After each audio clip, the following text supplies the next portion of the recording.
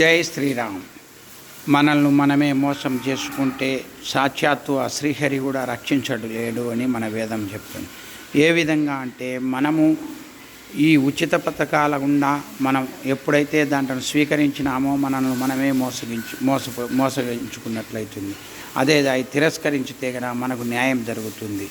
మన పరిస్థితుల్లో మరి ఈరోజు ప్రభుత్వాలు మన పేరు చెప్పుకొని నిజానికి మనకు ఉచితం స్టోర్ బియ్యం రూపాయికి ఇస్తున్నారు అంటున్నాం. రూపాయికి ఎక్కడైనా బియ్యం దొరుకుతాయా? మన డబ్బుతో మరి 40 50 పెట్టి వాళ్ళు కొని మనకు ఇస్తున్నారు.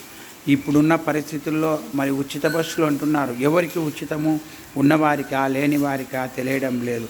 నెలకు 4000 6000 డబ్బులు ఉచితంగా ఇచ్చుపోతా మరి రాష్ట్ర పరిస్థితి ఏమవుతుంది? కనీసం మనంతకు మనం ఆలోచన చేసినా కూడా మన గ్రామంలో ఎవరు నిజానికి ఒక తూరి ఆలోచన చేస్తే ఎవరు లేని వారు ఉండారో ఎవరు ఉన్నవారు ఉన్నారో ఇచ్చే మంచిదే డబ్బులు.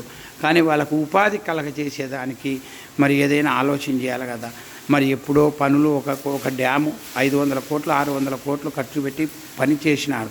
కనీసం ఇప్పుడు ఒక 50 కోట్లు 60 కోట్లు పెడితే అవి పని పూర్తి అవుతుంది. అవి ఏమో నిరుపయోగంగా పడి ఉన్నాయి, ఎందుకు పనికి రాకుండా. మరి 500-600 కోట్లు వ్యర్థంగా వేసినట్టే కదా. దాని అదే ఒక 3 సంవత్సరాలు 4 సంవత్సరాలు ఉంటే అవి వడ్డీలు అందుకు లెక్కాచారం వచ్చి 1000 కోట్లు అవుతుంది.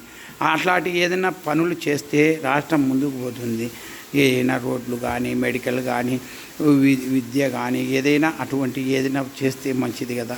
దీనివల్ల ఏం ప్రయోజనం జరుగుతుందో మనం ప్రజలే మేల్కోవాల్సిన అవసరం ఉంది. ఉచితం అన్న మాటకు విలువ లేకుండా చేయాలి. ఎప్పుడైతే మనం వాళ్ళు ఇచ్చే డబ్బుల కోసం 2000 3000 4000 కోసం ఆలోచన చేసి ఎవరైనా అందరూ రాజకీయ నాయకులు మంచివారే, ప్రజలే మనమే డబ్బు ఆశపడుతుంటే వాళ్ళు ఇస్తున్నారు.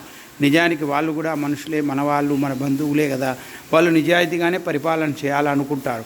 కానీ మనం డబ్బు లేనిది ఓట్లు వేయడంలే. అందుకే మనం ప్రతి వారు మీరిస్తే మేము తీసుకుంటున్నామని అంటున్నారు.